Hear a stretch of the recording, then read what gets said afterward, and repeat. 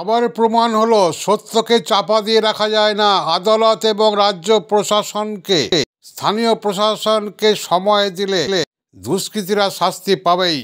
চুঁচুড়া আদালতে এক খুনের কেসে 7 জনকে ফাঁসি দেওয়ার অর্ডার হওয়ায় সবাই খুশি। আপনারা দেখছেন এখন নজর ENC বাংলা থেকে। আমি ডাক্তার সঞ্জয় সেন আপনাদের সামনে। আমাদের প্রতিনিধি সন্তু মুখার্জির ক্যামেরায় ধরা পড়ল সেই দৃশ্য। আনন্দের মূর্ছনা। খুনি ধরা পড়েছিল অনেকদিন আগেই, কিন্তু বিচার পর্ব দীর্ঘ হচ্ছিল। তারপর সঠিক সময় মূল আসামি বিশাল দাসকে এবং তার সহযোগী আরও 6 জনকে ফাঁসির আদালত নির্দেশ দিল। একজন বেকসুর খালাস।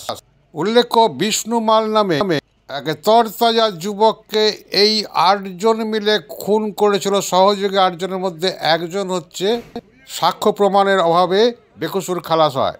চুঁচুড়া আদালতের ফাস্ট ট্র্যাক কোর্টে বিচারক মাননীয় শিবশঙ্কর ঘোষ মহাশয় এই রায় দেন। অপরাধীদের মধ্যে রথিন সিং, রাজকুমার প্রামাণিক, মন্টু ঘোষ, রতন ব্যাপারী, বিনোদ দাস, বিপ্লব বিশ্বাস, রামকৃষ্ণ মণ্ডল এবং শেখ মিন্টু ছিলেন। এই খুনের কেসে একজনকে যাবজ্জীবন জেল এবং অপরজনকে প্রধান সাক্ষী করে মামলায় গতি আনা হয়েছিল। তাই এই রকম নির্দেশ প্রশাসনের সহযোগিতায় ঠিক সময় ঠিক মতন সাবমিট করা তদন্তের রিপোর্ট এক অভূতপূর্ব সাজা বলে অনেকেই মনে করছেন। প্রখ্যাত আইনজীবী বিভাস চ্যাটার্জির অনমনীয় মনোভাব এবং প্রশাসনের সহযোগিতা এই সাফল্য।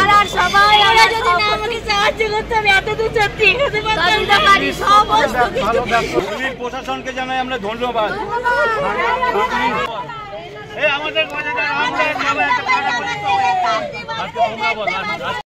কি বলবেন? আমার সকালবেলা সেই আর্গুমেন্টই ছিল সেন্টেন্স পয়েন্টে, যে মানুষের আস্থা ফেরানোর জন্য দায়িত্ব আমাদের সবার, এবং অনারেবল কোর্টের পেনে যে জাজমেন্টটা বেরোবে তার উপরে মানুষ তাকিয়ে আছে। তার উপরে মানুষ ভাববে যে সোসাইটিতে যে যেরকম ইচ্ছা তালিবান রাজত্ব চালাতে পারে না, এবং ক্রাইম নেভার পেস। আমি আবার বলছি, এই ধরনের ক্রাইম কখনো ছাড়া যায় না।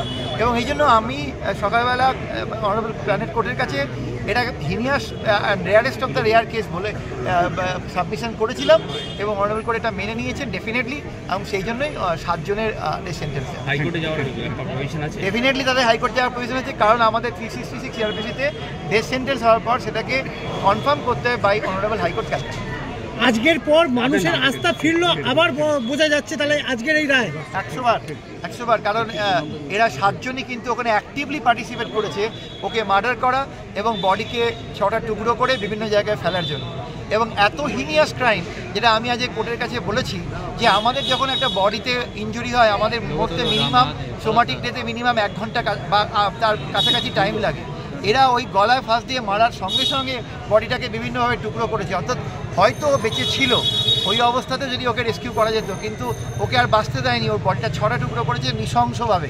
এবং ওদের বক্তব্য ছিল যে আমরা যে মুরগি নিয়ে এসেছি, অর্থাৎ ওকে, এবং একটা মুরগির দোকানের চপার নিয়ে এসে ওকে জাস্ট একটা মুরগির মতো করে কেটেছে। এবং এটা হিনিয়াসতম হিনিয়াস কেস আমার ক্যারিয়ারে আমি দেখেছি। আজকের পর এই যে 7 জনের সাজা সাম্প্রতিককালে ঘটেছে, আমার ক্যারিয়ারে নেই, এবং আমিও খুব একটা শুনিনি যে 7 জনের একসঙ্গে ডেথ সেন্টেন্স হয়েছে।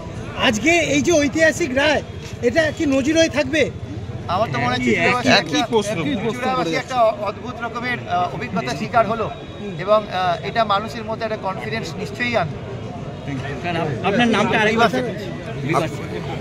পুলিশ প্রশাসন আছে, আমাদের বিভাস চ্যাটার্জি, তদন্তকারী তমাল বাবু আছেন, ওদের জন্য আমরা বিশাল মানে ওদের জন্য কৃতজ্ঞ। আজকে তো দেখা গেল একদম আপনাদের প্রকৃত দোষী 7 জনকে পুরো ফাঁসি দিল। কি বলবেন আজকের এই রায়? আমাদের আজকে কি বলবো, আমরা খুব আনন্দ পেয়েছি। আমার ছেলেকে আমার ছেলেকে যেহেতু ওরা যেরকম ভাবে করেছে, তার জন্য যে আদালতের কাছে আমরা ন্যায্য বিচার পেয়েছি, আমরা এটাই অনেক ধন্য।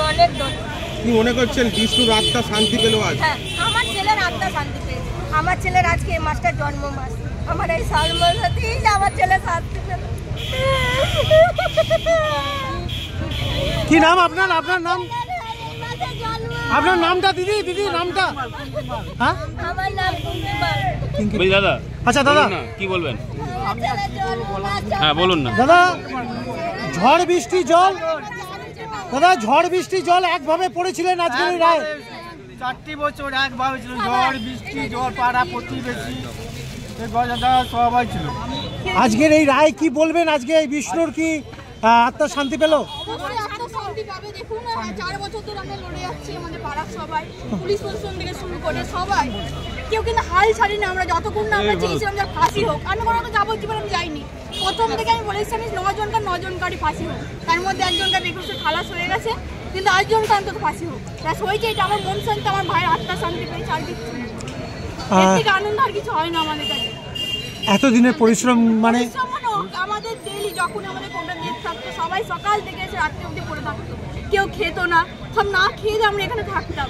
আজকে সেটার লড়াইয়ের সব ফল আমরা আজকে পেয়েছি। আজকে সব থেকে আমাদের দাঁড়ান সব থেকে আমাদের যে হেল্প করে, মানে আমাকে মনে যদি না জোর দিত, কারণ আমি সেরকম সেই যখন হয়েছিল ঘটনাটা আমার বয়স মাত্র 20 ছিল, তো সেই মুহূর্তে যদি আমার গজা যদি আমার সাথে যদি না থাকতো, আমি সত্যি বলছি আমি এতদূর আমার মা বাবা পাড়া সবাই কেউ আসতে পারতো না। সবাই সাহায্য করেছে আমাকে, সবাই। আজকে আইনের প্রতি কি আবার আস্থা ফিরলো মানুষের? আস্থা ফিরবে না, আরো যারা দুষ্কৃতী আছে তারা অন্তত ভয় পাবে যে না আমাদের সরকারও পারে ফাঁসি দিতে, আমাদের সরকারও পারে সাজা দিতে। তারা ওরকম ঘুরে বেড়াতে পারবে না, তারা একটা কাজই করার জন্য 100 বার অন্তত ভাববেই তারা। আপনার নামটা? আমার নাম কাজল মাল। কে হন? আমি বিষ্ণু